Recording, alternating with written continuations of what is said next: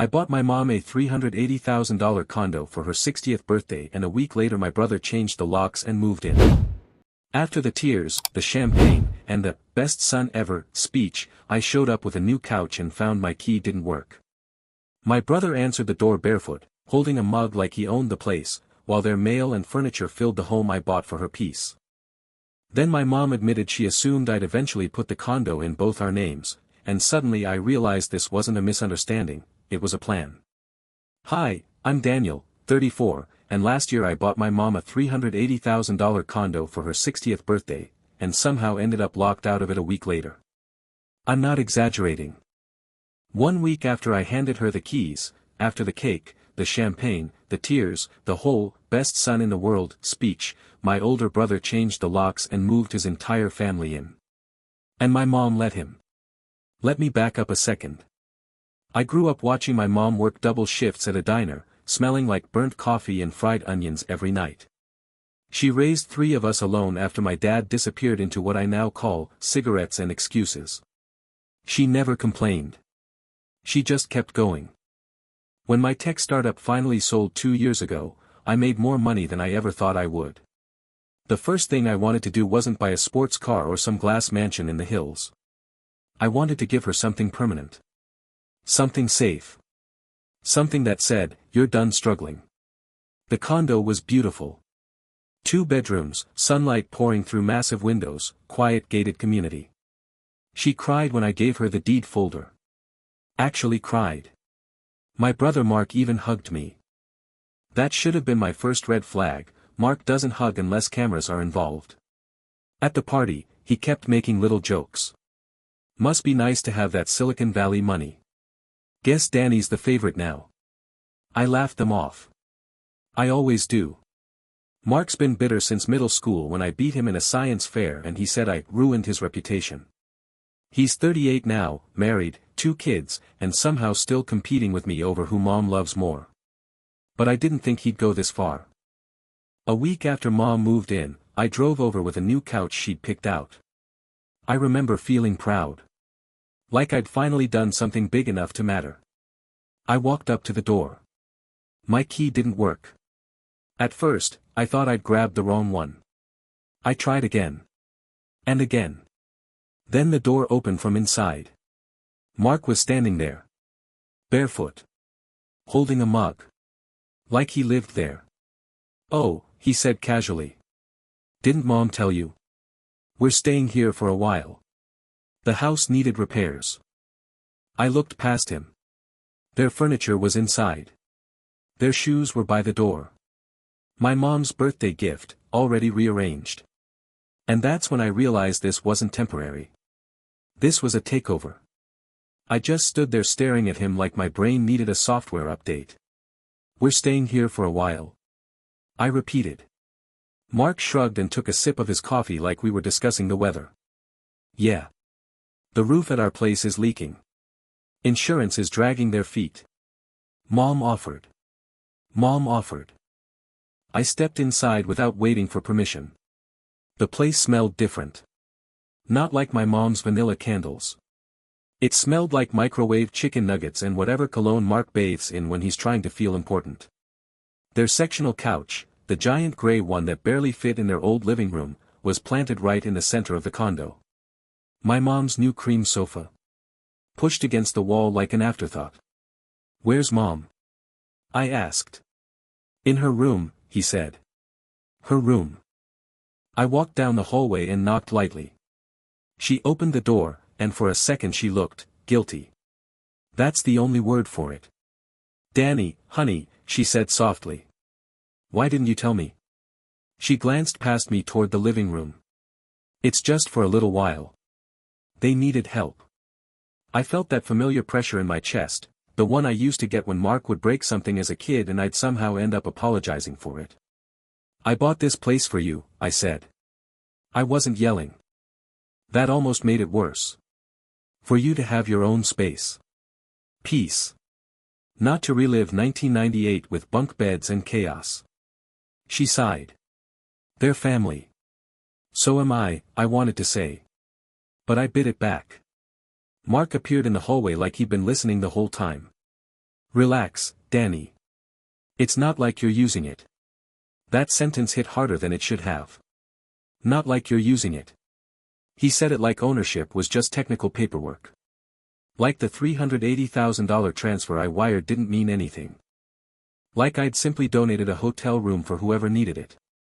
I'm still paying the HOA, I said. The property taxes. Utilities. Yeah, he nodded. And we appreciate that. Appreciate.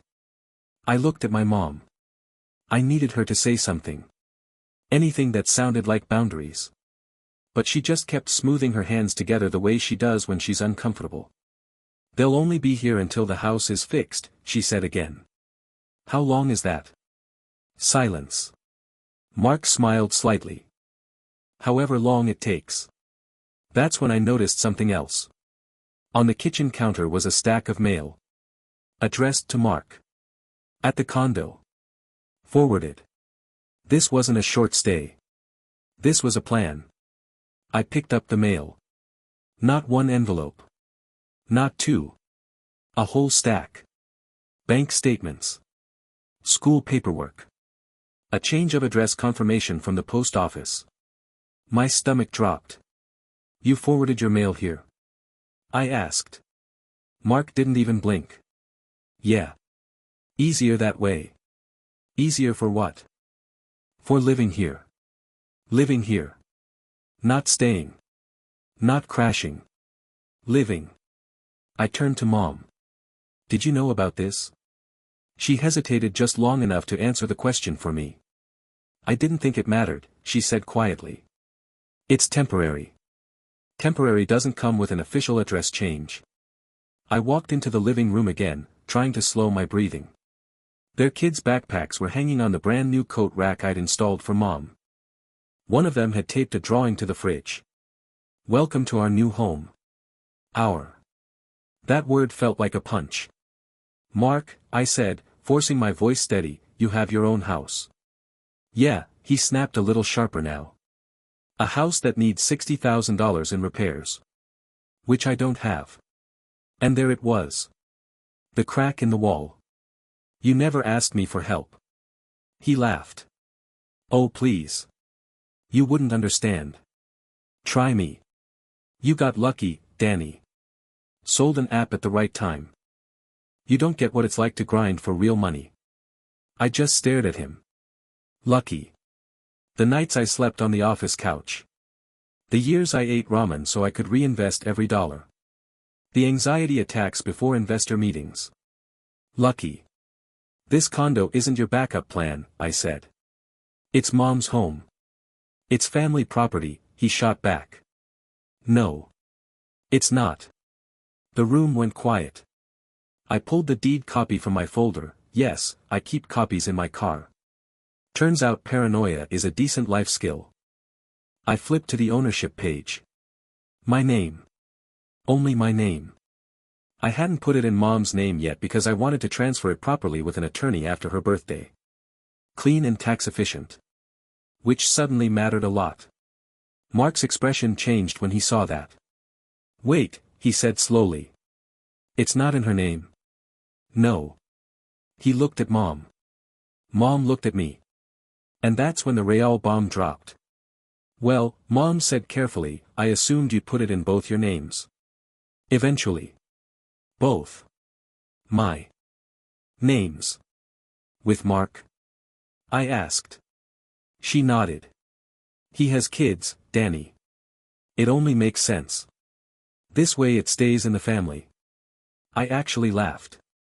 Not because it was funny. Because my brain didn't know what else to do. So that was the plan. I buy it. Mark inherits it. And I, what? Clap politely. I felt something shift inside me. Not anger. Not yet. Clarity. Okay, I said quietly. Mark smirked, thinking he'd won. Okay, he repeated. Yeah, I nodded slowly. You're right. It is family property. They both relaxed. And that's when I said the sentence that changed everything. Which means I need you both out by Sunday. You would have thought I just announced I was selling the place to strangers. Mom's face drained of color. Mark's smirk vanished like I'd wiped it off with my hand. Excuse me, he said. Sunday, I repeated. 4 days. That's generous. Mark actually laughed. You're not serious. I've never been more serious in my life. Mom stepped forward like she was about to mediate a playground argument. Danny, honey, don't do this. The kids just got comfortable. The kids. Funny how the kids only come up when leverage is needed. I didn't buy this condo for Mark's temporary relocation, I said. I bought it for you. And I'm saying I want them here, she snapped, and that's when it hit me. This wasn't Mark manipulating her. This was her choosing him. I felt something crack inside my chest. Not loudly. Just enough to change the shape of things. Do you? I asked quietly. Or do you just feel responsible for him? She didn't answer. Mark stepped closer to me, puffing up like we were 16 again. You can't just kick us out. Mom lives here. No, I said calmly. I own here. Silence. The kind that hums. You'd really evict your own mother, he tried. That word, evict, hung heavy in the air. Designed to make me the villain. I took a slow breath. I wouldn't need to, I said. If she respected what this gift was. Mom looked at me like I'd slapped her. You're throwing money in our faces, she said. That's not love. That one hurt. Because I hadn't thrown anything. I tried to lift. But suddenly I could see it clearly, in her mind, my success wasn't a blessing. It was imbalance. It disrupted the old family hierarchy where Mark was the struggling eldest and I was the quiet younger brother. Now I had power. And she didn't like it. You know what? Mark said. Fine. Call a lawyer. See how that looks. He thought I wouldn't. That I'd fold like I always had growing up. But I wasn't 16 anymore. Already did, I said. That part wasn't true yet. But it would be by morning. Mark's jaw tightened. You're unbelievable. No, I replied. I'm done being the ATM with feelings. The word surprised even me. Mom's eyes filled with tears. Real ones this time. You're tearing this family apart, she whispered. I swallowed hard. No, I said softly. I'm just refusing to be the only one holding it together. And for the first time in my life, I walked out without waiting for permission to leave. I didn't sleep that night. Not because I was second-guessing myself. Because I wasn't. That was the scary part. By 9 a.m., I was sitting in a lawyer's office explaining that I owned a condo, my brother had moved in without permission, and my mother believed she could assign inheritance rights to something that wasn't hers. The attorney blinked twice and said, so, you gifted occupancy, not ownership. Exactly. Legally, it was simple. Emotionally, it was a minefield. I gave them formal notice that afternoon. Nothing dramatic. Just clean paperwork. 30 days to vacate. If they stayed, it would escalate. When I handed the envelope to Mark that evening, he looked like I'd handed him a betrayal certificate. You're actually doing this, he said. Yes. Mom wouldn't look at me. You're humiliating us, she whispered. I almost caved right there. Almost. But then I remembered the forwarded mail. The drawing on the fridge. The word our. This wasn't a misunderstanding. This was entitlement dressed up as family unity. Mom, I said gently, if you want to live here, you can. Alone.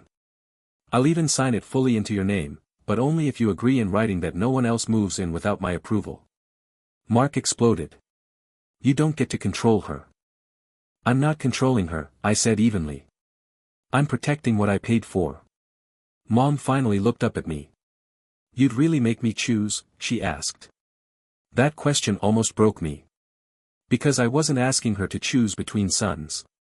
I was asking her to choose between fairness and comfort. Between accountability and avoidance. I'm asking you to choose boundaries, I said quietly. Mark scoffed. This is about power. You think because you have money you run everything. I let out a slow breath. No, I said. This is about respect. And I'm done begging for it. For 38 years, Mark had been the fragile one. The one who needed more help. The one we all tiptoed around. I was the stable one. The dependable one. The one who'd understand. Understanding has a shelf life. The next few weeks were tense. Cold dinners. Short replies. Mom stopped calling me sweetheart. Mark told extended family I was trying to make her homeless. That part stung. But here's what surprised me. I didn't fold.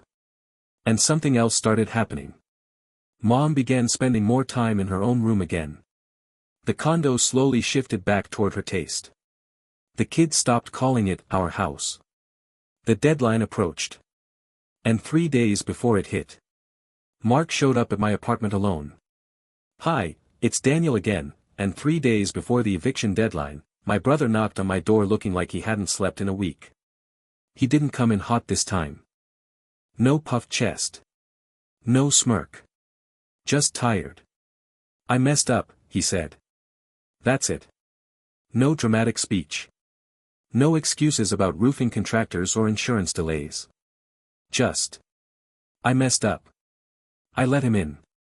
He sat on my couch and stared at the floor like it owed him money. She didn't tell you the full story, he said finally. Apparently, the roof repairs weren't just repairs. He'd taken out a second mortgage 2 years earlier for a business opportunity that collapsed. He never told Mom. He never told me. When the house problems started, he was already drowning. And instead of admitting it, he saw the condo as oxygen. She thinks I just need a little boost, he said quietly. I let her believe that. There it was. The truth. Not a villain. Not a mastermind takeover. Just pride. Stupid, expensive pride. I didn't plan to stay forever, he added. But when I realized it wasn't in her name. I thought if we just settled in, you wouldn't push back. He wasn't wrong about the old version of me. But that guy retired. I'm not your safety net, I said. Not angry. Just clear. He nodded. I know. There was a long pause. I'll move out, he said. Before the deadline. And he did. No sheriff. No scene. Just a moving truck on a quiet Saturday morning. Mom didn't speak to me for 2 weeks after they left. Those were the hardest days. Not because I doubted my decision, but because silence from a parent hits different. Then one evening, she called. I was scared, she admitted. If I told him no, I thought I'd lose him. You almost lost me instead, I said gently. Another long pause. I see that now. We didn't solve everything in that phone call. Real life doesn't wrap up that neatly. But something shifted. For the first time, she acknowledged that helping one son at the expense of the other wasn't love. It was imbalance. A month later, I transferred the condo fully into her name, with one condition in writing. No one moves in without her covering the expenses herself. If she wants to help Mark in the future, that's her choice. But it won't be with my wallet. Here's the part no one talks about. Buying someone something expensive doesn't guarantee gratitude. Setting boundaries doesn't make you heartless. And sometimes the only way to keep your family is to stop financing their dysfunction. Mom lives alone now. Mark and I aren't best friends, but we're real with each other. And me? I finally learned that being the good son doesn't mean being the silent one. It just means knowing when to lock your own door.